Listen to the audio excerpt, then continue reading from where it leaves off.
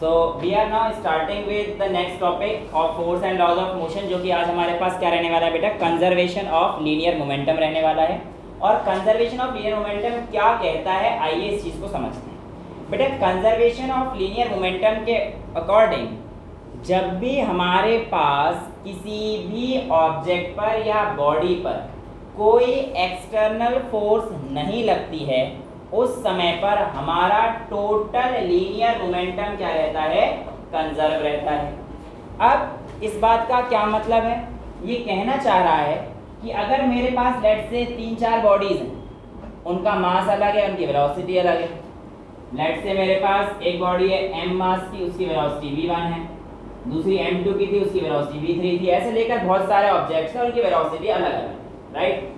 तो जो मेरे पास टोटल मोमेंटम आएगा, जो मेरे पास टोटल मोमेंटम आएगा वो आएगा p1 plus p2 plus p3 dot dot dot pn तक, राइट। तो यहाँ पर आपके पास आता है कि अगर आप इसको खोल देंगे तो p इज इक्वल्स टू आपके पास क्या आ जाएगा, m1 v1 plus m2 v2 dot dot dot mn vn तक आ जाएगा, राइट। अब आप लोगों से कहा जाता है कि अगर कोई एक्सटर्नल फोर्स ना लगे तो, राइट, अगर कोई एक्सटर्नल फोर्स ना लगे, यानी कि आपके पास F क्या है, 0, कंडीशन अप्लाइड, अगर कोई एक्सटर्नल फोर्स ना लगे, राइट। और अगर मैं फोर्स को मोमेंटम की टर्म्स में लिखना चाहता हूं तो ये आप जानते हैं F इज इक्वल्स टू क्या होता है हमारे पास, dp बाई dt, राइट। और मेरे को कहा गया कि अगर एक्सटर्नल फोर्स 0 है तो मोमेंटम कंजर्व रहता है, मोमेंटम कांस्टेंट रहता है। कैसे प्रूफ करते हैं आइए देखते हैं। हमें पता है कि F बराबर dp अपॉन dt होता है, राइट। अगर एक्सटर्नल फोर्स 0 है तो इस बात का मतलब मेरे पास ये भी तो कहा जा सकता है कि dp अपॉन में dt, इसकी वैल्यू 0 आ गई है। और अगर किसी डिफरेंशिएशन की वैल्यू 0 आ गई है हमारे पास, तो इस बात का मतलब क्या है कि मेरे पास मोमेंटम क्या है, कांस्टेंट है। तो ये आपको प्रूफ करने के लिए एक दो लाइन में बोल देता है कि भैया कैसे प्रूफ करेंगे कि आपके पास जो लीनियर मोमेंटम है वो कंजर्व है। तो आपके पास किस तरीके से आएगा, पहले आप ये एक दो लाइन थ्योरी के लिख देंगे, बट कहानी में यही थी, F is equal to dp by dt। जब एक्सटर्नल फोर्स आपके पास आएगी 0, तब आपके पास dp अपॉन dt 0 हो जाएगा। और अगर dp अपॉन dt 0 है तो इसका मतलब हमारा p क्या है, कांस्टेंट। हमें पता है कांस्टेंट का डिफरेंशिएशन क्या होता है, हमारे पास 0 होता है। तो इस वजह से हम लोग कह सकते हैं कि हमारे पास p क्या है, यहाँ पर कांस्टेंट है। नेक्स्ट एक बार बेटा हम लोग 9th क्लास की बात को दोबारा से रिवाइंड करके देखते हैं, बट थोड़ा सा 11th के तरीके से। आपके पास कहानी ऐसे आया करती थी, एक बॉल है m1 की जो कि हमारे पास u1 वेलोसिटी से चल रही है, राइट। और दूसरी बॉल आपके पास m2 है जो कि आपके पास u2 वेलोसिटी से चल रही है। अब ये कोलाइड कब करेगी, ऑब्वियसली बात है कोलाइड तभी कर सकती है u1 ज़्यादा हो। अगर स्ट्रेट लाइन में चल रहे हैं तभी कोलाइड कर सकती है ना, वरना तो कभी कोलाइड ही नहीं करेगी अगर u2 ज़्यादा हुई तो। अब अगर ये कोलाइजन हो गया है, यानी कि ड्यूरिंग कोलिजन ये हमारे पास इस तरीके से यहाँ पर होंगे, और कोलिजन के समय पर यहाँ पर इसने इस पे फोर्स लगाया होगा, उतना ही इक्वल अमाउंट ऑफ फोर्स इसने इस पे लगाया होगा, ये तो हमें पता ही है। अब अगर मैं आपसे कहता हूँ आफ्टर कोलिजन जो m1 वाली बॉल थी वो मूव कर रही है v1 की वजह से, और जो m2 की बॉल थी ये हमारे पास मूव कर रही है v2 वेलोसिटी से, राइट। तो हमारे पास कहानी क्या है, ये दो बॉल की हैं जो स्टार्टिंग में चल रही थी और बाद में ऐसे चली कॉलिजन के समय पर। ये कॉलिजन के समय पर हमारे पास इनमें छोटे से टाइम इंटरवल रहा होगा, जिसकी वजह से इनमें क्या आया होगा, एक इम्पल्स आया होगा। ये तो पक्का पता है हम लोगों को। अब मुझे ये बात पता है कि जो इम्पल्स होता है वो क्या होता है, F dot delta T, right. और अगर मैं न्यूटन साहब का थर्ड लॉ लेके आता हूँ, यहाँ पर न्यूटन साहब का थर्ड लॉ लेके आता हूँ, तो मैं मान लेता हूँ कि ये हमारे पास A बॉडी थी, ये हमारे पास B बॉडी थी। तो आप कह सकते हो सर न्यूटन के अकॉर्डिंग FAB यानी कि force on B due to A, ये बराबर होगा FBA के, लेकिन माइनस में। ये तो हम लोगों ने न्यूटन का थर्ड लॉ पढ़ा है। अब अगर मैं कहता हूं मेरे पास FAB डेल्टा टी, ये इम्पल्स होगा, ये क्या होगा मेरे पास, इम्पल्स होगा। और इम्पल्स क्या होता है, चेंज इन मोमेंटम। ये भी तो हमने पढ़ रखा है कि F डॉट टी किसके इक्वल होता है, चेंज इन मोमेंटम के। ये किसके बराबर होगा, minus of FBA times delta टी। भाई FAB is equal to minus FBA हो गया, और अगर मैं दोनों में डेल्टा टी की मल्टीप्लाई कर सकता हूं दोनों तरफ, तो ये इम्पल्स हो गया। इम्पल्स का मतलब क्या होता है? Change in momentum. तो change in momentum for ball A क्या हो जाएगा? Final velocity minus initial sorry final momentum minus initial momentum. तो फाइनल मोमेंटम इसका क्या है? m1 v1 minus initial momentum क्या है इसका बेटा? m1 u1। भाई बॉल 1 के लिए हमारे पास फाइनल मोमेंटम ये और इनिशियल मोमेंटम ये इज इक्वल्स टू, यहाँ पे हमारे पास क्या आ जाएगा बेटा? माइनस बाहर रखिए और ब्रैकेट के अंदर देखो आप m2 v2 और इधर क्या हो जाएगा? माइनस m2 u2 हो जाएगा बेटा, राइट। अब आप इसे सॉल्व करेंगे तो आपके पास क्या आएगा? m1 v1 minus m1 u1 is equals to minus of m2 v2 plus of m2 u2। इसको इधर लेके जाओ, इसको इधर लेके जाओ, तो आपके पास क्या आएगा? m1 v1 plus m2 v2 is equals to m1 u1 plus m2 u2। ये देखना क्या है आपके पास? मोमेंटम बिफोर कॉलिजन, क्योंकि आपके पास ये वैल्यू क्या है? कॉलिजन होने से पहले की, और ये क्या है आपके पास? Momentum after collision. तो total momentum before collision is equal to total momentum after collision आया है। तो यहाँ पर आपको क्या पता पड़ता है कि आपका जो law of conservation of momentum है यहाँ पर ही वैलिड हो रहा है, बट ये यूजिंग द थर्ड लॉ था। जो पिछला था वो हमने सेकंड लॉ का यूज करते हुए करा था। तो यहाँ तक कोई डाउट है? वो मास कैसे चेंज हो गया? m2 कैसे हो गया? कौन सा वाला बेटा? ये तो m1 बॉडी का था, ये m1 का था, ये m2 का था। कहाँ पे चेंज किया मैंने?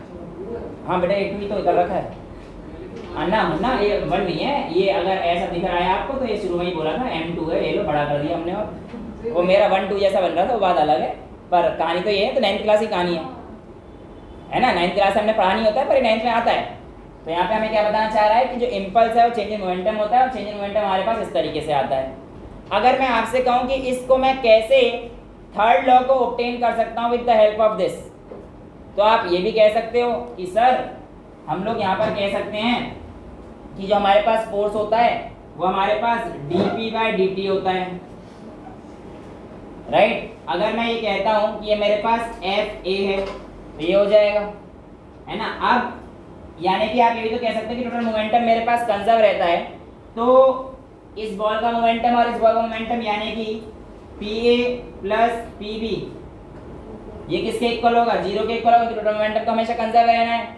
दोनों को टाइम के रेस्पेक्ट डिफरेंशिएट कर देता हूँ, d of PA upon dt और plus d of PB upon dt ये भी 0 के इक्वल हो जाएगा, राइट। तो ये क्या लिख सकता हूँ मैं? FA is equals to minus of FB।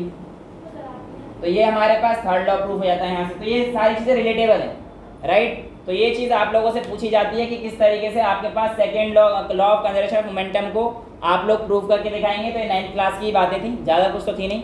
इसके प्रैक्टिकल एग्जाम्पल्स अगर हम लोग देखते हैं तो बेटा आपके पास क्या आता है? याद होगा आपको, recoiling of gun. Recoiling of gun में आपके पास पता पड़ता है कि जब आप बंदूक को चलाते हो, सॉरी बंदूक से गोली चलाते हो तो गोली तो आगे जाती है पर आपकी बंदूक पीछे की तरफ आती है ना। अब वो बंदूक जब पीछे की तरफ आती है तो कहा जाता है कि आप कंधे पर रख के चलाना का भारी बंदूक है। तो ऐसा क्यों कहा जाता है? क्योंकि आगे जाने की वजह से गोली का बंदूक आपके पीछे की तरफ जाएगी, और अगर बंदूक ढंग से पकड़ी ना हो तो कंधा भी निकल जाता है कई बार, है ना। फिर आप टेढ़े कंधे वाले एक हीरो बन जाएंगे, नाम तो पता ही होगा आपको, विमल बोलो जुबां केसरी, है ना। तो कुल मिला के कहने का मतलब ऐसा क्यों कहते हैं कि उसको हम लोग शोल्डर पे रख के चलानी चाहिए? क्योंकि जब आप शोल्डर पे रखते हो तो आपके पास गन और आपकी बॉडी पूरा एक मास बनेगी, जिसकी वजह से रिकॉइल वेलोसिटी का कॉन्सेप्ट क्या हो जाएगा? थोड़ा सा कम हो जाएगा। इसलिए जब हम लेट के चलाते हैं तो पूरा जमीन का और बॉडी पूरी एक बन जाती है, तो लेट के चलाना आसान होता है बंदूक को। तो जितने भी आतंकवादियों की ट्रेनिंग होती है जो आप लोगों ने टीवी में देखी होगी, उसमें वो लिटाने का कोई मज़ा नहीं आता है उन्हें। उसके पीछे एक लॉजिक होता है जो उनको सही, देखो ट्रेनिंग में कितने अच्छे साइंस पढ़ा के देते हैं। एक तुम लोग हो यहाँ साइंस पढ़ाना चाह रहे हैं तब साइंस नहीं पढ़ते, एक उनको साइंटिफिक तरीके से ट्रेनिंग दी जाती है कि तुम्हें बंदूक कैसे चलानी है, तो इसके पीछे भी तो साइंस है ना। अब तुमसे कह दूं कि मैं बंदूक चला और तुमने लगा के यूं चला रहे हो तो फिर पता ही नहीं है ना तुम्हें क्या हो रहा है। तो कुल मिला के कहानी क्या होती है कि हमारे पास कंजर्वेशन ऑफ मोमेंटम रखना पड़ता है, ठीक है। अच्छा, इसके अलावा इसका एक और एग्जांपल जो आपको पता होना चाहिए वो ये रहता है कि आप अगर किसी एक समुद्र के किनारे पर खड़े हैं, समुद्र के किनारे पर खड़े हैं, तो आप क्या जैसे बोट से आगे की तरफ जाएंगे, बोट से आगे की तरफ जाएंगे तो आपके पास क्या होगा? आप जब आगे की तरफ जाओगे तो बोट कहाँ जाएगी? पीछे की तरफ जाएगी, है ना। अब मैं आपको एक क्वेश्चन देता हूँ, आप स्पेस में हो, मान के चल रहा हूँ कि कुछ बन गए एस्ट्रोनॉट से। हाँ हंस लो बस, और ऐसे भी हंसी आ रही, मान नहीं सकते, मान लो ना, मानने में क्या जा रहा है। मान लो तुम स्पेस से पहुंच गए और तुम जो है थोड़ा सा बाहर आ गए, अपना जो आपके पास स्पेस शटल था उससे थोड़ा सा बाहर आ गए हैं, और आप जब स्पेस शटल से बाहर आ गए हैं तो आपका स्पेस शटल इधर है, आप यहाँ पर हैं, और आपको इस तरफ जाना है, आपको इस तरफ जाना है, तो आप इस तरफ कैसे जाओगे? अब ऐसे तो नहीं जा सकते। नीचे की तरफ धक्का देंगे टायर के। जी नहीं भाई, किसको धक्का देगा? नहीं, रस्सी छूट गई तुम्हारे हाथ से, अब रस्सी थोड़ी सी दूर है, वहां तक कैसे जाओगे? नहीं जा पाएंगे तो मर जाओगे क्या ऐसे? अपोजिट डायरेक्शन है, पत्थर कहाँ से लाएगा?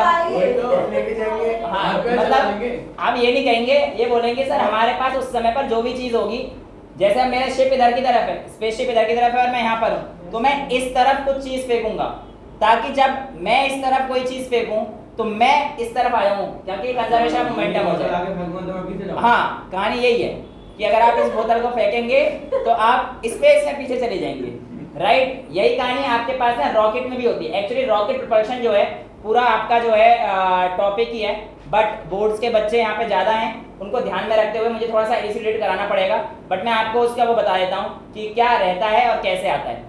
दरअसल उसमें क्या होता है कि आपके पास जो F आता है, जो रॉकेट प्रोपल्शन वाले एक दो क्वेश्चन अगर आपको मिले तो F is equals to minus of u times u dm over dt। अब ये dm ओवर dt क्या होता है? बेसिकली किस रेट पर आपका रॉकेट फ्यूल कंज्यूम कर रहा है, ये आपके पास मास पर यूनिट टाइम, मतलब कितना मास कंज्यूम कर रहा है, ये आपके पास रॉकेट का आता है। अगर आप इसमें ग्रेविटी को नेगलेक्ट करते हैं तब, बट अगर आपने ग्रेविटी भी इंक्लूड करी है तो इसमें फिर mg का रोल आ जाएगा, माइनस mg और हो जाएगा।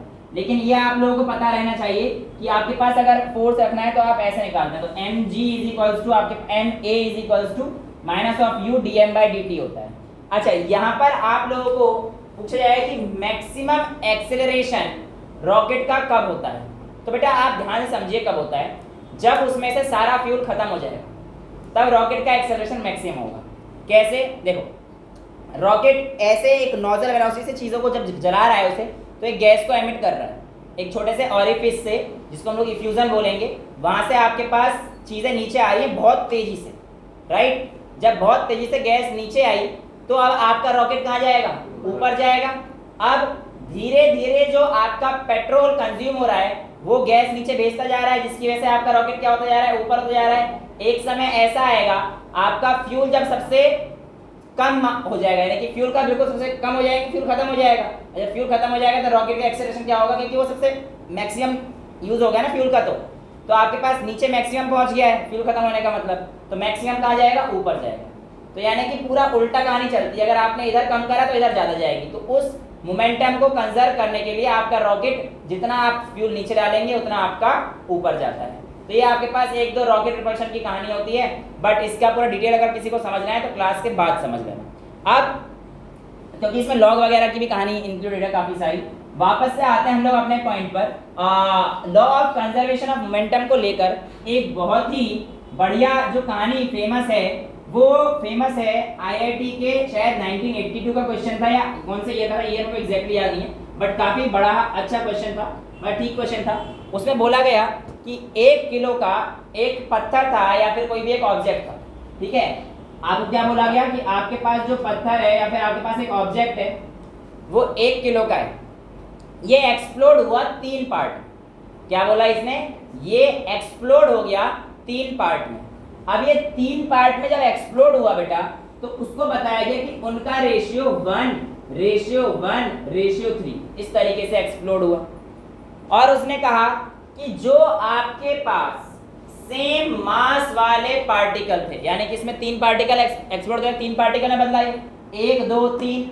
अब उसने बोला कि जो आपके पास सेम मास वाले 3 पार्टिकल थे, सॉरी 2 पार्टिकल थे, वो तो आपस में परपेंडिकुलरली फ्लाई कर गए, वो आपस में परपेंडिकुलरली फ्लाई कर गए with the speed of 30 metre per second.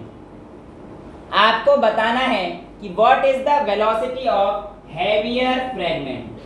दोबारा से कहानी सुन लेते हैं। एक पीस था, वो एक्सप्लोड हो गया कहीं हवा में, 3 पार्टिकल में 1:1:1। वो जो पीस था वो 1 किलो का था। उसके जो 2 इक्वल पार्ट वाले थे वो आपस में परपेंडिकुलर गए, और परपेंडिकुलर जाते समय उनकी वेलोसिटी 30 मीटर पर सेकेंड थी। हाँ जी 30 होगा। जी नहीं, इतना सिंपल होता तो फिर आईआईटी में क्यों देते कि आप ओरली आंसर दे रहे हो, है ना। तो आपसे पूछा गया है कि हैवियर फ्रेगमेंट जो आपके पास है उसकी वेलोसिटी क्या होगी। टाइम लेकर सॉल्व करने की कोशिश कीजिए। ओके बेटा, तो यहाँ पर जिन्होंने किया बहुत बढ़िया। और बोलने का फायदा ही नहीं है। ये चीज मत मैं देख लेता हूँ मैं कर पाता हूँ या नहीं। एक्चुअल में देखो बेटा, यहाँ पर जो आपको हिंट दे रखी थी, पहले इस हिंट को पकड़िए कि 1 किलो का मास इस पार्ट में डिवाइड हुआ 1:1:3। तो लेट्स से पहले इस मास को डिवाइड करना है इसमें, तो आपके पास x + 3x = 1, राइट। तो यानी कि 5x = 1 और x की वैल्यू कितनी आ जाएगी 0.2।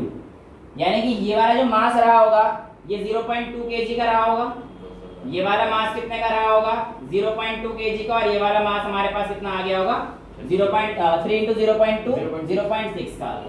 तो ये आपके पास 3 मास आ गए हैं। सबसे पहला आपको ये ब्रेक करना था कि हमारे पास मास कितना होगा, तो आपको m1 m2 m3 मिल चुका है, पहला पार्ट।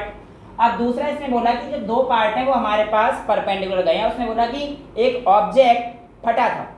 जब ऑब्जेक्ट की कहानी नहीं तो हमारे पास क्या मानना है, उसे रखा हुआ फटा है, बेसिकली बॉम्ब में रखा हुआ फटा है। तो ये तो हमारे पास कहानी क्या है इनिशियल, वैसे उसने बोला था इस क्वेश्चन ने कि एन ऑब्जेक्ट एट रेस्ट, है ना, उसने इनिशियल दिया ना। बट आपको अगर ऐसे नहीं दिया तो फिर आपको रेस्ट में लेना है, ठीक है। तो हमारे पास ये ऑब्जेक्ट रेस्ट में फटा हुआ, तो इसका तो मोमेंटम क्या हो गया 0 इनिशियल मोमेंटम। ये m1 v1 करेंगे तो हमारे पास 0 हो जाएगा। लेकिन कहानी हमें आगे से करनी थी। उसने कहा कि जो सेम मास के ऑब्जेक्ट हैं वो हमारे पास कैसे गए, परपेंडिकुलर। यानी कि ये वाले जो 0.2 और 0.2 के गए होंगे हमारे पास परपेंडिकुलरली गए होंगे। तो यानी कि इसकी कहानी कुछ हमारे पास इस तरीके से गई होगी कि भैया हमारे पास एक 0.1 वाला इस तरफ गया होगा और एक 0.1 वाला इस तरफ गया होगा, राइट।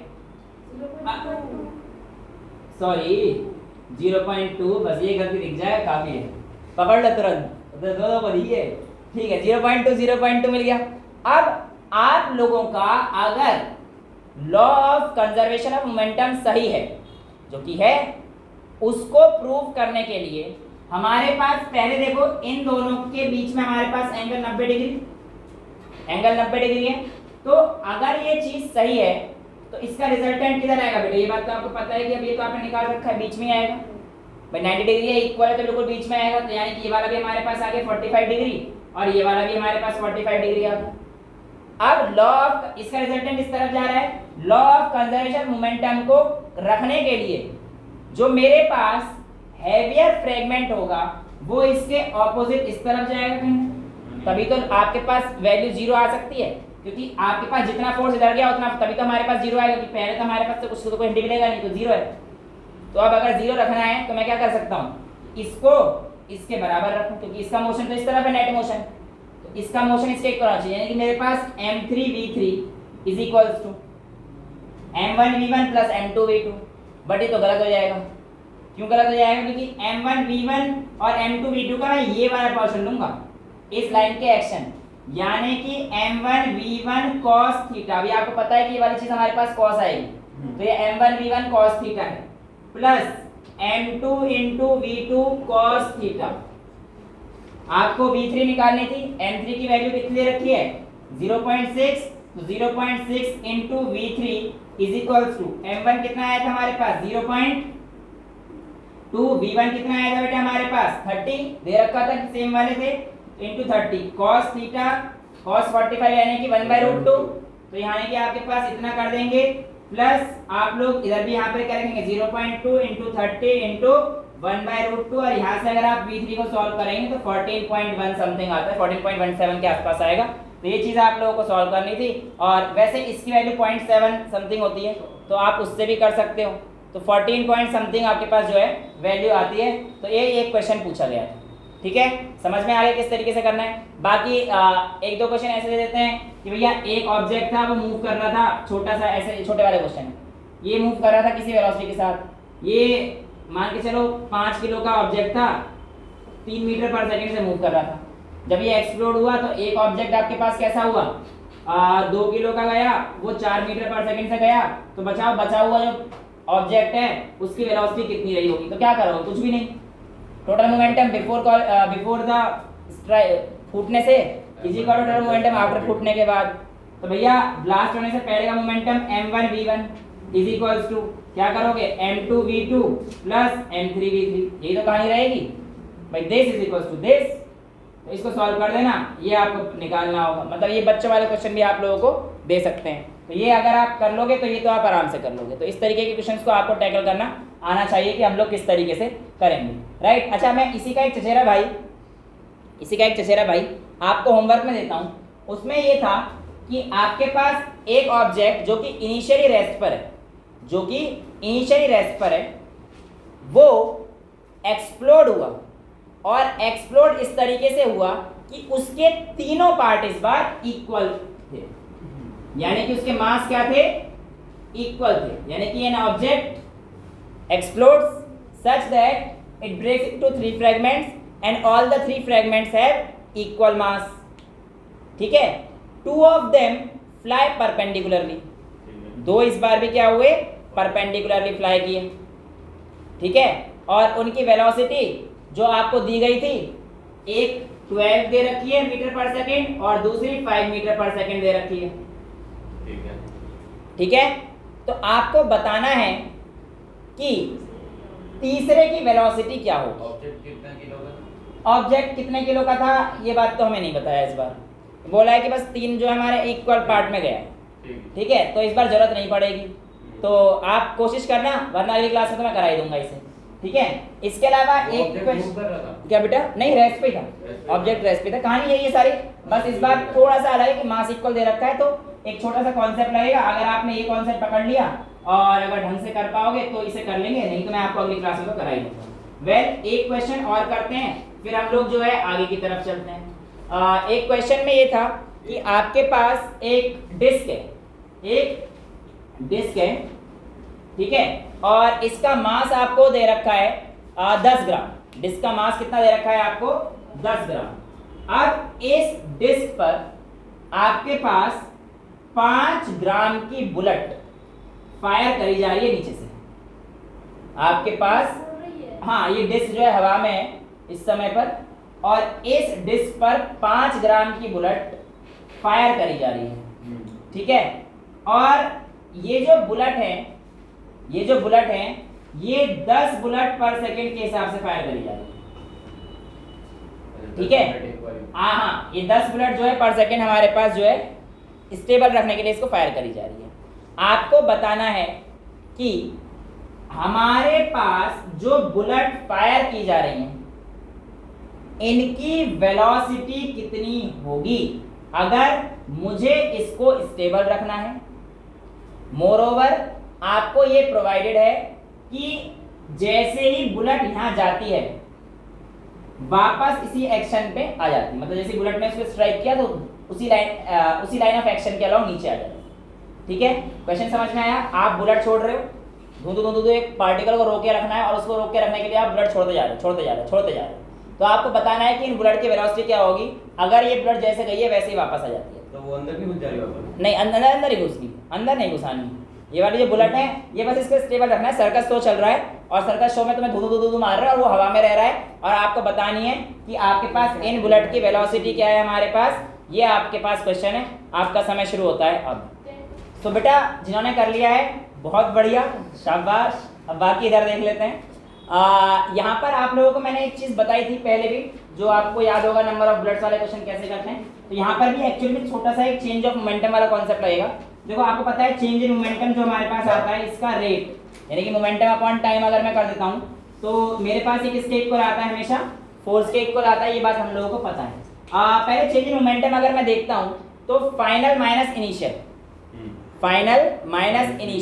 तो फाइनल वेलोसिटी अगर मैं देखूंगा तो नीचे आ रही है तो माइनस mv हो जाएगा, तो minus mv minus plus mv कर दूंगा तो माइनस 2mv हो जाएगा।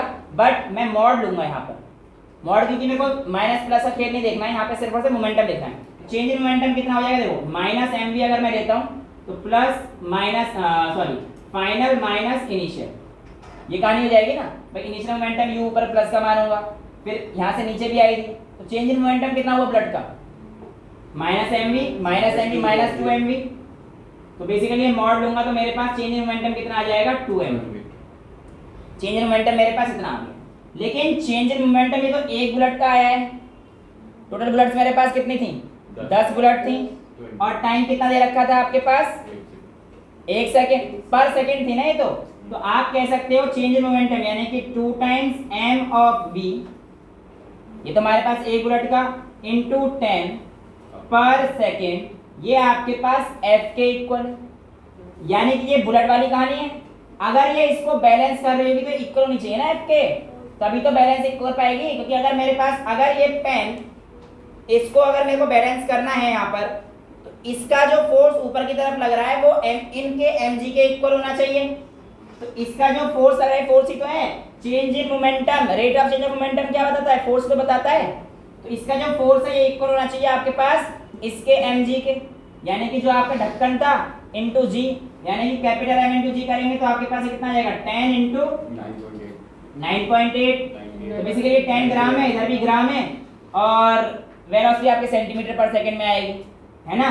तो आप सॉल्व कर देना। यहाँ पे मास दे रखा था 5 ग्राम और टाइम 1 सेकेंड है, इसमें कोई चेंज आएगा नहीं। तो जब आप इसे सॉल्व करेंगे तो 2, 10 वैल्यू सॉल्व करके देखते रहना। जो आपके पास वेलोसिटी शायद 98 सेंटीमीटर पर सेकंड ही आएगी, कितनी आएगी वैल्यू आप चेक करके कर लेना। पर आंसर मैंने बता दिया देखो, क्योंकि ये वैल्यू भी आपको पता है 5 ग्राम में दे रखी है, ठीक है।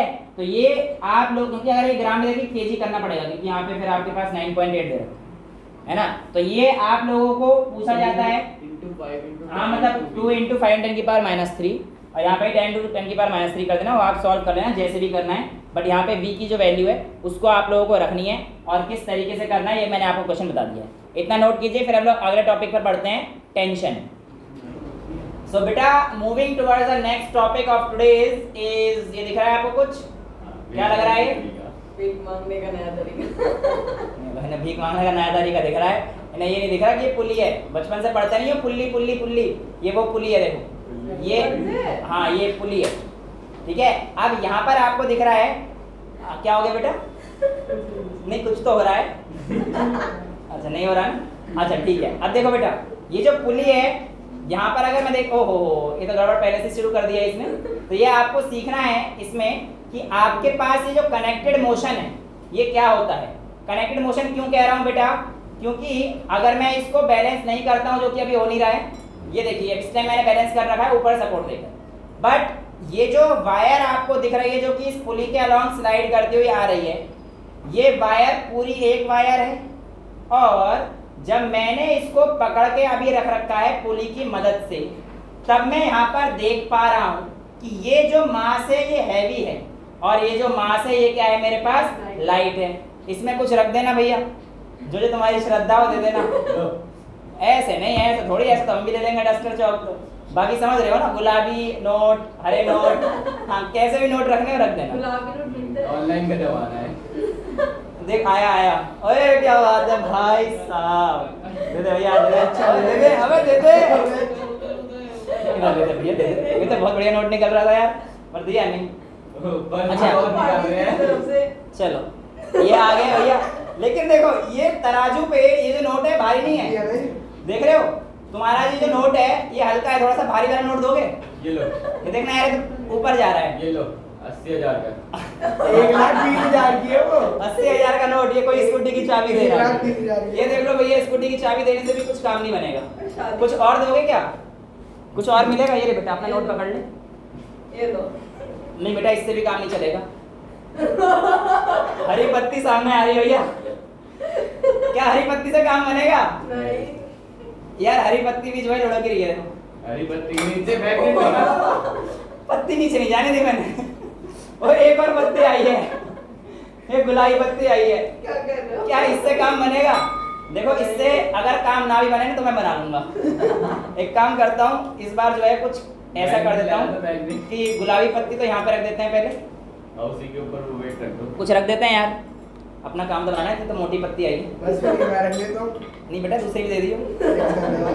अच्छा अब देखना बेटा मैंने यहाँ पे क्या किया कि मैं वेट बढ़ा रहा हूँ बेसिकली, और वेट बढ़ाने की वजह से अब बड़ा मुश्किल हो रहा है। सर की दिए तो लेकिन ध्यान से देखो, बहुत भी प्रभाव बढ़ जाएगा। ये इस समय पर आपका बैलेंस कुछ आपको दिख रहा है, किसकी वजह से? गुलाबी पत्ती की वजह से, वरना ये बैलेंस नहीं होता। ऐसे गुलाबी पत्ती देते रहे ना तो आपका वेट बैलेंस होगा। लेकिन आपको वेट बैलेंस करने से पहले मैं आपको यहाँ पर कुछ समझाना चाहता हूँ, और वो कैसे समझाना है ये ध्यान से सुनना बेटा। ये जो आपके पास वायर है, जब मैंने पुली के ऊपर रखा है तो इसमें आपको अगर जो लाइट वेट है इसका एक्सेलरेशन होता हुआ दिख रहा है ऊपर की तरफ, और यहाँ पर ये मेरे पास नीचे जा रहा है, ऐसे मोशन को हम लोग कनेक्टेड मोशन बोलते हैं। क्या बोलते हैं?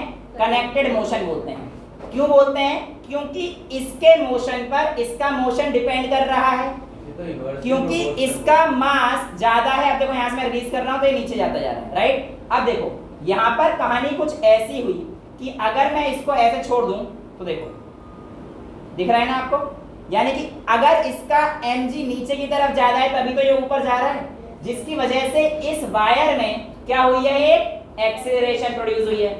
अब जो एक्सीलरेशन इस वायर की रही होगी वो पूरे वायर के लिए सेम रही होगी कि जितना ये नीचे जा रहा है उतना ही ये ऊपर भी आ रहा है। ये बात तो तय है। और जितनी टेंशन हमारे पास इस पे लग रही होगी, क्या वो टेंशन भी इस पे होगी?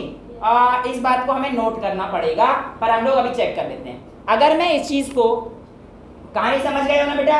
यानी कि जब मेरे पास जिस तरफ हैवियर मास होगा उस तरफ क्या होगा? पुली का मोशन देखने को मिलेगा, और ये मोशन आपको साफ साफ, अभी मैंने क्यों कर रखा है देखो, ऊपर से पकड़ रखा है इसलिए मोशन नहीं आ रहा, लेकिन जैसे ही मैं इसे छोड़ दूंगा तो आपको पता है कि ये वाला जो है बहुत तेजी से गिरेगा, क्योंकि इसमें कोई मास नहीं है। अगर मैं इसको मास रख के बैलेंस करता हूँ तो फिर ये मैं इसको ऊपर खींच सकता हूँ, जैसे कि ये आ रहा है। ये कहानी डिपेंड करेगी कि जितना मास इस पे मैं ज्यादा रखता जाऊंगा तो मोशन उल्टा हो जाएगा, यानी कि इस बार mg ऊपर, मतलब ये वाला मास बढ़ा रहा हूँ तो ये ऊपर की तरफ आ रहा है। तो नहीं बेटा, वही ये बोल रही हूँ मैं। कन्ने लंगूर मिलते थे ना छोटे छोटे, जब थे हम लोग अचार वाली, इसी में मिलते थे मेरे को, तो मैंने उसकी जो है बना के ये बना दी।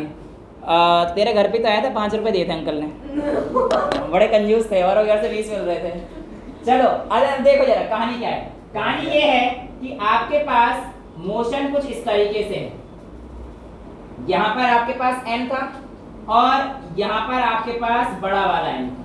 लेट से ये हमारे पास बड़ा m और लेट से छोटा m जो मेरी प्लेट थी, जो मैं उसके घर से लेके आया था, और ये मेरा मास हैवियर वाला मास, ठीक है। अब बॉडी का मूवमेंट किस तरफ था? नीचे की तरफ था, यानी कि इस पे लगने वाला mg इस तरफ था, और इसका टेंशन तो हमेशा बॉडी का ऊपर की तरफ जाएगा, away from the body. Similarly इस बॉडी का वेट तो नीचे ही एक्ट करेगा बेटा, यानी कि जो मेरा mg आएगा ये क्या करेगा? नीचे की तरफ एक्ट करेगा, लेकिन इस बॉडी का टेंशन अब भी ऊपर की तरफ मूव करेगा। कहानी दोनों में जस्ट उल्टी है, कहानी दोनों में उल्टी है कि इसके टेंशन लगने की वजह के बावजूद भी ये बॉडी नीचे जा रही है, लेकिन इसमें टेंशन ऊपर लग रही है तो बॉडी ऊपर जा रही है। तो मेरे को बताना है कि इस रोप का एक्सेलरेशन कितना होगा और ये जो टेंशन आई होगी ये कितनी आई होगी। आइए चेक कर लेते हैं। वैसे ही कहानी करने जैसे मैं लिफ्ट में पड़ी थी, देखो ये बॉडी नीचे की तरफ जा रही है, यानी कि अगर मैं mg में से t को माइनस करूंगा तो मुझे इसका ma मिलेगा। तो मैं लिख सकता हूं mg minus t is equals to m times a। कोई दिक्कत तो नहीं है, लेकिन यहाँ पर कहानी उल्टी है, t ऊपर है यानी कि ऊपर वाला मोशन जा रहा है, तो t minus mg is equals to ma, या फिर t is equals to mg plus ma, जैसे भी आप करना चाहो। लिफ्ट के केस में हम लोग ऊपर जाते हैं तो प्लस करते थे, आता यहीं सही है वो भी। तो यहाँ पे मैं लिख सकता हूँ t में से इस बार क्या करूंगा मैं, छोटे mg को माइनस करूंगा तो मेरे पास छोटा m इंटू a आ जाएगा। ये इक्वेशन फर्स्ट मान लीजिए और ये इक्वेशन आप सेकंड मान लीजिए। आप जब इन दोनों को ऐड करेंगे, जब आप फर्स्ट और सेकंड इक्वेशन को ऐड करेंगे, t से t तो कट जाएगा, t से t तो कट जाएगा, आपके पास क्या बचेगा, mg minus mg is equals to ma plus ma बचेगा, और सॉरी ये छोटू वाला m बचेगा। इतना क्लियर हो रहा है साफ साफ? यहां से आप लोगों को क्या दिख रहा है बेटा कि आपके पास m minus m into G upon में m plus m is equals to आपके पास a आ जाएगा। तो यहाँ से a कॉमन ले लोगे तो m प्लस m आ जाएगा, m प्लस m नीचे आ गया, तो बेसिकली a की वैल्यू आपके पास क्या आ जाएगी, m minus m times g, upon m plus m, यानी कि इस बॉडी की हमारे पास जो एक्सेलरेशन आएगी वो कितनी आएगी, m minus M into G upon में m प्लस m आ जाएगी। और ये आप लोगों के पास पूछा जाता है कि अगर आपके पास कनेक्टेड मोशन है तो बताइए इसकी एक्सेलरेशन कितनी होगी, एक केस। दूसरा केस आपसे पूछेगा कि ये टेंशन आई है, ये टेंशन कितनी होगी। टेंशन के लिए इन दोनों इक्वेशन को बेटा आप डिवाइड कर दीजिए। टेंशन के लिए जब मैं इन दोनों इक्वेशन को डिवाइड करूंगा तो मेरे पास कितना आएगा बेटा, ma बाय ma। टेंशन ये जो प्रोड्यूस हुई है नहीं सेम नहीं आएगी, हाँ टेंशन वायर में तो सेम ही है, तो बोला मैंने आपको जो टेंशन प्रोड्यूस होगी वो हमारे पास वेट का होगा सर? नहीं, क्योंकि उस वायर पे भी कनेक्टेड मोशन एक ही है। जब हम लोग अगला केस देखेंगे 2-3 पुली लगाकर, तब हमारे जो केस आएंगे उसके केस में अलग अलग प्रोड्यूस होती है, वो केस हम लोग नेक्स्ट क्लास में देखेंगे। अभी तो छोटा मोटा केस देख लेते हैं, शुरुआत तो कर दिए ना। तो यहाँ पर देखिए बेटा क्या कहानी आ रही है, इसको डिवाइड कर रहा था, इसको इससे डिवाइड कर रहा था, ma upon ma is equals to mg minus t upon में t माइनस छोटा m इंटू जी। तो यहाँ से a से a कट जाएगा, तो यहाँ पर ये इसको इधर लेके आ जाओ, तो आपके पास क्या कहानी रहेगी, mt minus m into G is equals to m into G minus छोटा m इंटू टी। ये कहानी हो जाएगी। हमें चाहिए टेंशन, तो भैया इस टी को इधर ले जाओ, इस टी को इधर ले आओ, या इस टी को इधर ले आओ, कुछ भी कर लो। mt माइनस क्या करना पड़ेगा, इसको इधर ले आना, इसको प्लस ले आता हूं, तो mt plus mt is equals to mmg plus mmg हो जाएगा बेटा। यानी कि मैं इसमें से t कॉमन ले लेता हूं, तो ब्रैकेट में क्या बचेगा, m plus m is equals to 2 times mg भाई 1 प्लस 1 2, तो t इज इक्वल्स टू क्या आ जाएगा, 2m into g upon m plus m। तो ये आप लोगों के पास टेंशन निकालने का फॉर्मूला होता है किसी भी बॉडी का। अगर एक रोप एक पुली से कनेक्ट होती है तो कहानी मिला के क्या है, t is equal to m1 m2 into G upon में m प्लस m। तो जो मेरे पास टेंशन थी जब तक इसमें गुलाबी पत्ती नहीं आई थी तब तक की टेंशन इतनी थी, लेकिन ये टेंशन तुरंत रिलीज कर दी गई जैसे ही उसमें अच्छे खासे नोट आने लगे। तो कहने का मतलब पत्तियों का वेट बहुत ज़्यादा है। तो इतनी टेंशन जो आपको है ये पूछा जाता है कि कैसे आती है और क्या आती है। तो आप इस बॉडी में एक्सेलरेशन कर सकते हो और आप इस बॉडी की टेंशन निकाल सकते हैं, ठीक है। 2 mmg क्यों हो गया बेटा 1 प्लस 1 कितना होता है, नहीं हाँ देखो बड़ा m छोटा mg था, बेटा बड़ा है, बिल्कुल सेम ही तो है ये। क्यों सेम क्यों हो गया? वाह, ये तो क्या अंतर दिख रहा है बेटा इसमें, mmg और आपने mmg में क्या गलत लिख दिया ना फिर, है, आपने गलत लिख दिया। मैंने क्या गलत लिख दिया, बड़ा mmg था, मल्टीप्लाई में अगर लिख देखो तो कहाँ बेटा, एक कहाँ जगह गलत बड़ा लिख दिया है, मैंने? एक नीचे छोटा क्यों, है। ये m इंटू mg करूंगा तो बड़ा m इंटू g होगा, बड़ा है मेरे, ये बड़ा m है ये छोटा m है, हाँ, कैसी बातें कर रहे हो। छोटा है mg बड़ा, हाँ, और इधर की मल्टीप्लाई करोगे तो छोटा m mg बड़ा। बड़ा है mg छोटा होगा ना। अरे बात तो वही है यार, मल्टीप्लाई में 2 इंटू 3 और 3 इंटू 2 लिखेगा तो अंतर थोड़ी आता है। ये थर्ड क्लास की बात है, कौन सा बच्चा उठा के लाए हो ये, आपने उठाया। मैं नहीं उठाया, अपने आप आया था ये। बेटा कैसी बातें कर रहे हो, बड़ा m छोटा m लिखो, छोटा m बड़ा, वो बात थोड़ी सेम रहती है वो तो, ठीक है।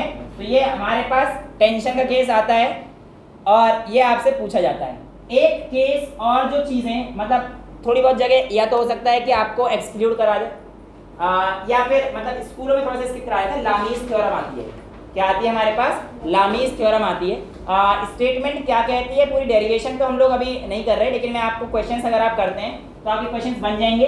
और वो क्वेश्चन देखिए कैसे कहती है। स्टेटमेंट कहती है कि अगर मेरे पास 3 फोर्स इस तरीके से लग रहे हैं कि वो आपस में एक दूसरे की वजह से इक्विलिब्रियम में, या किसी भी एक पॉइंट पर 3 फोर्स लग रहे हैं इस तरीके से कि हमारे पास वो पार्टिकल इक्विलिब्रियम में, तो जो हमारे पास नेट वैल्यू आएगी वो साइन के रेशियो के प्रोपोर्शनल होगी, इस तरीके से कि जो एक का फोर्स होगा वो बराबर होगा 2 फोर्स के एंगल के बीच में। बिल्कुल समझ में नहीं आएगा, लेकिन अब समझने की कोशिश करते हैं। यहाँ पर मैं कहता हूं एक पॉइंट पर ये फोर्स था और ये यहाँ पर था F2 और ये F3, ये F1, ये F2 और ये F3, ठीक है। लेट्स से इनके बीच में एंगल बना आपका अल्फा, इन दोनों के बीच में आपका एंगल बना बीटा और इन दोनों के बीच में आपका एंगल बना गामा, ठीक है। तो इस थ्योरी के हिसाब से, लामीज थ्योरम के हिसाब से इन्होंने कहा कि ये वाला जो फोर्स है इसका रेशियो किसके साथ, जो बाकी जो दो बचे हुए फोर्स हैं इनके बीच के साइन एंगल के साथ, यानी कि F1 का किसके साथ, साइन अल्फा के साथ, F1 अपॉन साइन अल्फा, ये बराबर होगा किसके, F2 लिया तो अब मेरे को क्या लेना पड़ेगा, F1 और F3 के बीच में जो साइन एंगल बन रहा होगा is equals to F2 upon sine gamma is equals to कौन सा बचा, F3, तो F3 अपॉन साइन बीटा। तो ये इस तरीके से आपका स्टेटमेंट जो है पूछ ले तो पूछ ले, वरना एक आध क्वेश्चन दे देते हैं टेंशन से दे देकर, मतलब इस तरीके से लटका कर दे देते हैं, ये कहते हैं ये एंगल इतने दे रखे हैं 120, ये एंगल दे देगा आपको 150 और ये एंगल दे देगा 90, है ना।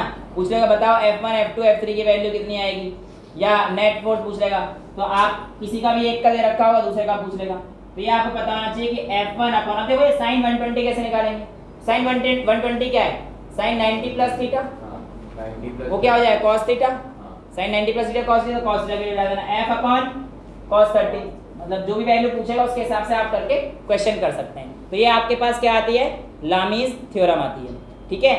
तो ये आपके पास छोटे मोटे जो टॉपिक्स हैं आज के ये रखते हैं, नेक्स्ट क्लास में इनके क्वेश्चंस करेंगे कुछ, फिर आगे बढ़ेंगे और इसके भी एक दो क्वेश्चंस करा दूंगा और इससे कुछ अच्छे क्वेश्चंस करेंगे, ठीक है। तो आज के लिए इतना ही रखते हैं, that's all for today, thank you so much.